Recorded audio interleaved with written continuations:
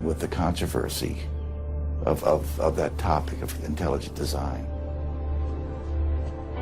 I have never been treated like this in my about 30 years in academia. We received a similar reception at Baylor University. They refused to admit that what had happened to Dr. Marks had anything to do with ID. Certainly the conversations I've had, this has not, the intelligent design situation has not been the thrust of the conversation.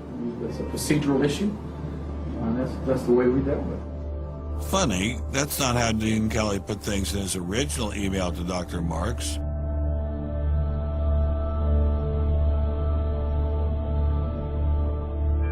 I'm not mixing my religion with my science. The questions that I ask in my intelligent design research are perfectly legitimate scientific questions. At least the top guns at Iowa State were willing to own up to their actions. What we wanted to stop is the use of the name of ISU to validate intelligent design elsewhere. And we did succeed. I really think a lot of Guillermo. He's a great guy. So, I mean, that's why I'm kind of disappointed, all right, that he should have just left this alone.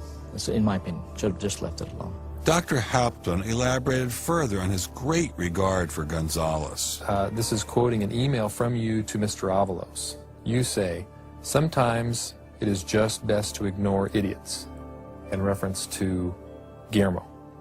And then the religious nutcases should be challenged at every opportunity. Yeah, because, for example, you... in that case, I'm thinking more of, say, the creationist crowd who claims that God put all the animals on an ark and that's it, all right? That's where all of our animals came from today. That's crazy, okay? You shouldn't be insulting even children with that kind of thing. So these are the idiots, all right? They've always been around. They've always been around. Going after the perpetrators in each of these cases wasn't getting me anywhere. So I reconnected with Dr. Berlinski and Dr. Schroeder to see if they had any advice.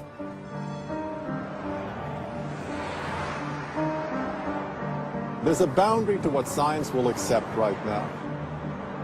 I think the parallel is exactly this wall coming down. Ask any Berliner on from the east side what it meant to have the wall come down. If it is possible to make a break in the wall that will allow academia to ask these fundamental questions that exist and allow them in the science classrooms as well. It'd be nice to see the scientific establishment lose some of its prestige and power. It'd be nice to see other questions being opened up. Above all, it'd be nice to have a real spirit of self-criticism penetrating the sciences. What can I do to bring down the wall? Is there anything I can do? Make it apparent to the world that a wall exists. There are vast numbers of persons who talk about academic freedom. And there is academic freedom as long as you're on the correct side of the wall. But if you're on the wrong side of the wall, as we mentioned a few moments ago, you lose tenure, and that's a given. I took Dr. Schroeder's words to heart.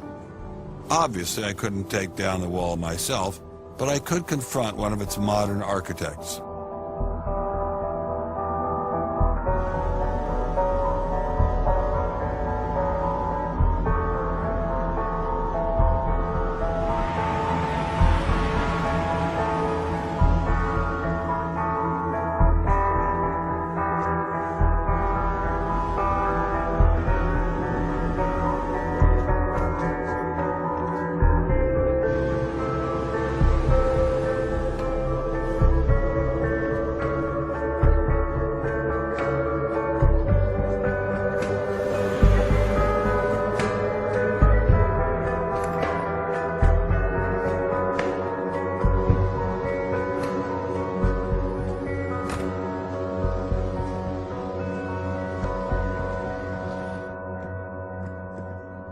Hello, Professor Dawkins. How are you?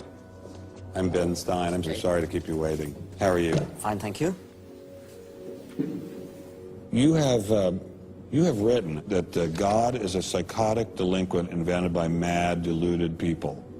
No, I didn't say quite that. I said something rather better than that. Oh, well, please tell us what you said. Please tell us what you said. Well, I would have to read it from the book. No, please.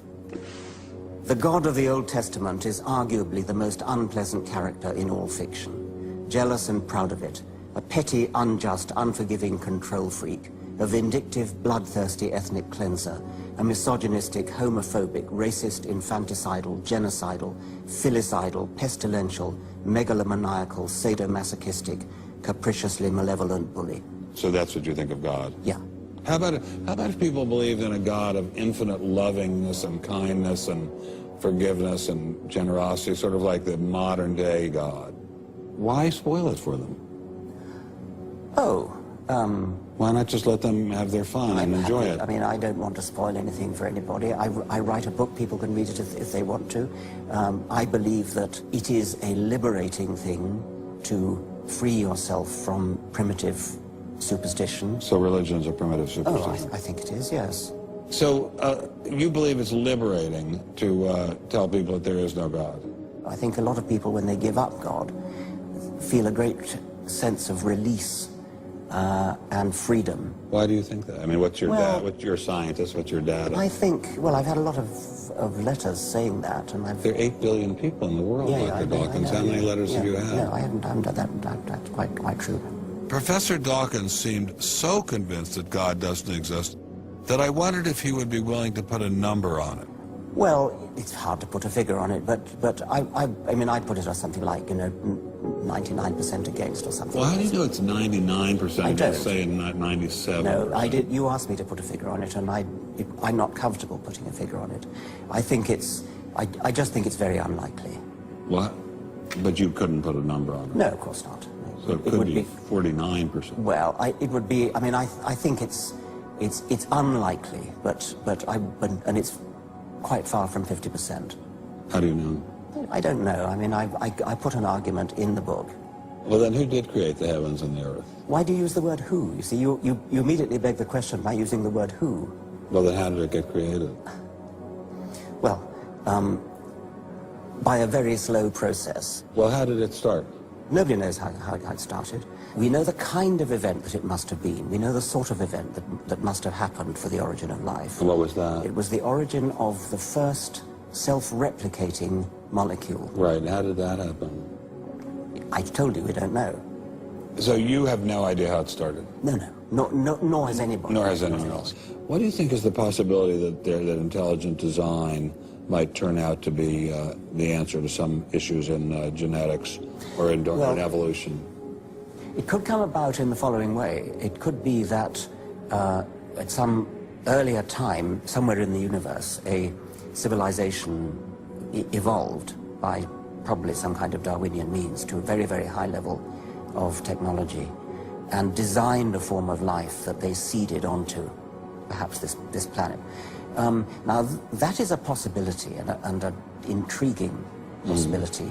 And I suppose it's possible that you might find evidence for that if you look at the details of biochemistry, molecular biology. You might find a signature of some sort of designer. Wait a second. Richard Dawkins thought intelligent design might be a legitimate pursuit? And that designer could well be a higher intelligence from elsewhere in the universe. Well, but that higher intelligence would itself have had to have come about by some explicable or ultimately explicable process. It couldn't have just jumped into existence spontaneously. That's the point. So Professor Dawkins was not against intelligent design, just certain types of designers, such as God. So the Hebrew God, the God of the Old Testament, he doesn't exist in your view? Certainly. I mean, that would be a very unpleasant prospect. And the Holy Trinity of the New Testament, nothing like that. Do you believe in any of the Hindu gods? Like Vishnu? How can you ask such a question? You don't, how could I? I mean, why would I, given that I don't believe in any others? You don't believe in the Muslim God? No. I mean, why do you even need to ask? Well, I just wanted to be sure. So you don't believe in any God anywhere? Any God anywhere would be completely incompatible with anything that I've said. I assume. Yeah. I just wanted to make sure. You don't believe in any God anywhere? No. What if after you died you ran into God? He said, what have you been doing, Richard? I mean, what have you been doing? I've been trying to be nice to you. Yeah. I gave you a multi-million-dollar paycheck over and over again with your book, and look what you did. Bertrand Russell had that point put to him, and he said something like, "Sir, why did you take such pains to hide yourself?" But if the intelligent design people are right, God isn't hidden. We may even be able to encounter God through science, if we have the freedom to go there. What could be more intriguing than